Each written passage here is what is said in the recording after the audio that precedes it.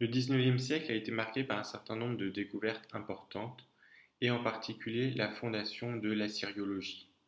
Ces découvertes se sont poursuivies au XXe siècle, et je t'en ai d'ailleurs un peu parlé lorsque je t'ai présenté le livre de Samuel Kramer, L'histoire commence à Sumer. Si tu n'as pas vu la vidéo, je te la recommande. C'est vraiment un livre extrêmement intéressant pour découvrir cette discipline. L'émergence de l'assyriologie a considérablement impacté le domaine des études bibliques et a posé des questions nouvelles. En effet, jusque-là, on avait tendance à considérer la Bible un peu comme une sorte d'île isolée et on avait tendance à penser la Bible en dehors du contact, un peu séparé, on va dire, des autres civilisations.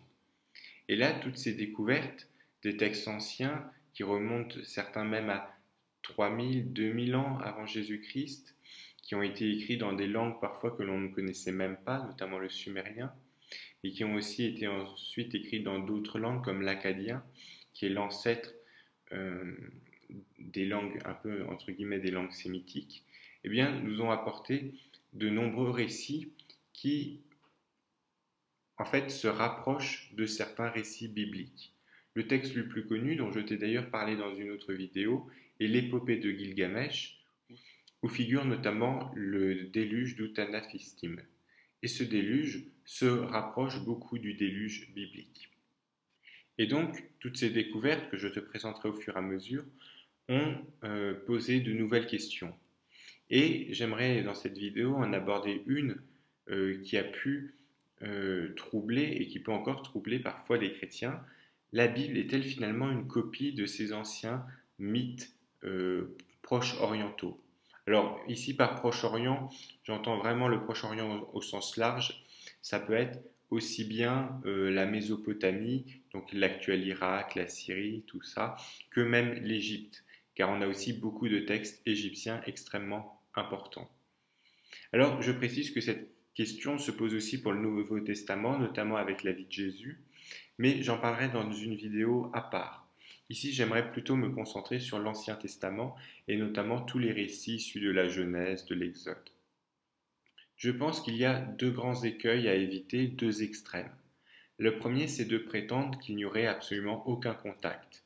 Il est évident que les anciennes civilisations qui dominaient toute la région ont eu une influence importante sur la terre de Canaan et il est invraisemblable, il est, on va dire, très improbable qu'un petit peuple comme celui d'Israël n'ait pas été en contact avec tous ces récits. Et donc les auteurs bibliques, plus ou moins directement, sont forcément entrés en dialogue avec ces textes. Et les parallèles, des fois, sont assez évidents. Mais il y a aussi un autre écueil à éviter, c'est le parallélisme excessif qui consiste à imaginer des liens, des relations entre les récits dès qu'on a deux points de ressemblance. Ce qui me paraît aller un peu vite en besogne, mais j'expliquerai pourquoi. Alors, tout d'abord sur le premier point. Je pense que le meilleur moyen de se rendre compte de cette proximité et de ces interactions entre les récits bibliques et les anciens récits du Proche-Orient, c'est tout simplement de les découvrir. Sur cette chaîne, donc, je t'ai déjà parlé de l'épopée du Gilgamesh, mais je ferai d'autres vidéos pour te présenter les principales découvertes archéologiques et assyriologiques, les deux sont souvent liés, du 19 et du 20e siècle, et je te présenterai un certain nombre de textes, et tu verras qu'il y a effectivement des parallèles intéressants à faire avec le récit biblique. Alors la question c'est de savoir, est-ce qu'en tant que chrétien, car je parle là aussi en tant que croyant, pas seulement en tant qu'historien, est-ce que ces choses doivent nous troubler? En fait, je pense que cela dépend de la manière dont on conçoit l'inspiration biblique et dont on conçoit aussi le rôle du peuple d'Israël, du peuple hébreu, on va dire, dans le monde. Je pense que effectivement, si on a une vision trop exclusiviste et peut-être une théorie de l'inspiration un peu simpliste, on peut se poser des questions sur ces parallèles et ça peut nous troubler. Mais en même temps, je pense que si le peuple hébreu a une place particulière et a une révélation particulière, je ne pense pas non plus que Dieu ait oublié les autres peuples et que les autres peuples peuvent aussi avoir été porteurs de certaines révélations et aussi avoir été en quête de Dieu. Et donc Dieu a très bien pu aussi leur envoyer des prophètes pour se révéler au moins partiellement à eux.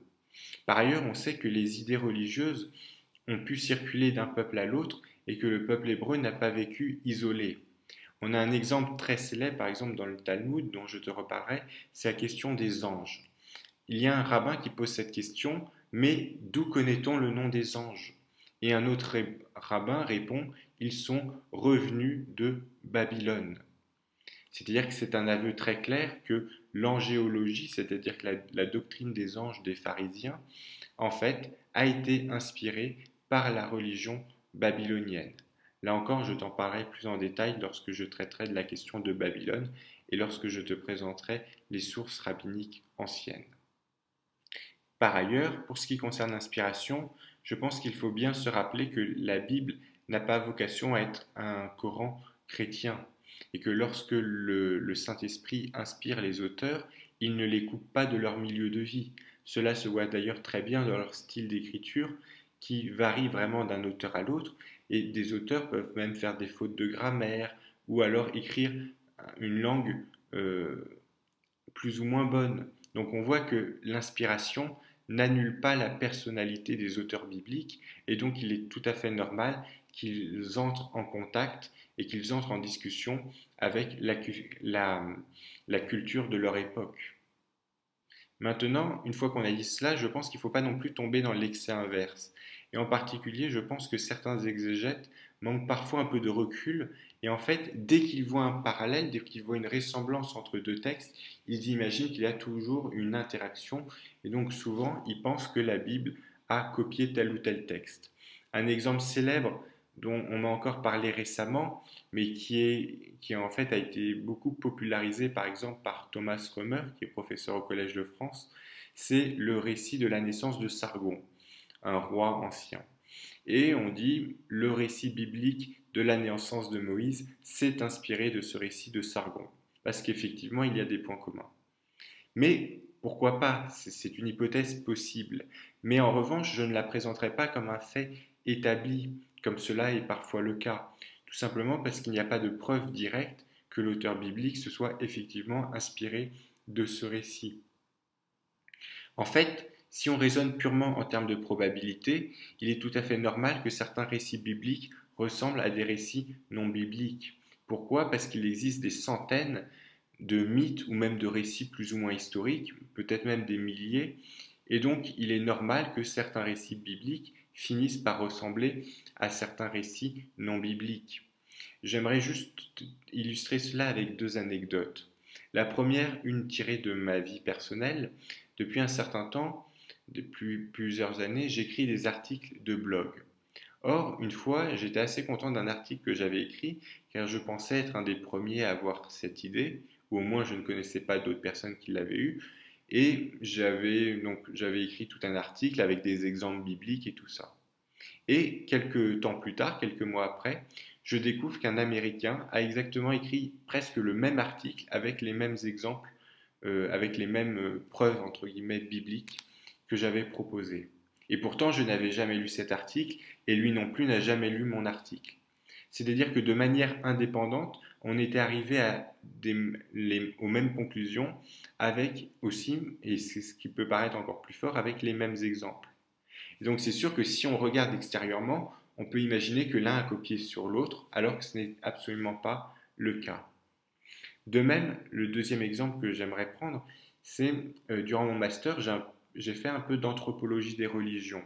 Alors je ne prétends pas du tout être spécialiste, et j'aimerais plus tard avoir l'occasion de creuser plus ces sujets qui sont intéressants, mais on voit que dans tous les peuples, et même dans des peuples parfois très éloignés et complètement isolés, on retrouve certains thèmes communs, certains récits. Or, il est bien évident que ces différents peuples n'ont pas pu se copier entre eux. C'est donc la preuve aussi que les humains peuvent parfois réfléchir aux mêmes choses, des fois inventer les mêmes récits ou avoir les mêmes inspirations qui les conduisent à des récits ressemblants sans pour autant qu'il y ait forcément un lien direct entre ces récits. Et donc, ce que je voulais simplement souligner avec ces deux anecdotes, c'est qu'il faut faire attention parfois à ne pas chercher des liens là où ils n'existent pas forcément. C'est-à-dire qu'on peut constater des ressemblances et ça peut être et je pense que c'est d'ailleurs intéressant d'étudier, de comparer, mais attention, restons toujours prudents. On peut formuler des hypothèses, mais pour affirmer par exemple qu'un récit a copié sur l'autre, il faut, je pense, avoir des preuves plus solides qu'une simple ressemblance. Voilà, c'est les deux points que je voulais souligner dans cette vidéo. Si tu as une remarque, tu peux me laisser un commentaire. Si tu as une question, je t'invite plutôt à me contacter directement via mon blog ou ma page Facebook. Et moi, je te dis à bientôt pour une prochaine vidéo.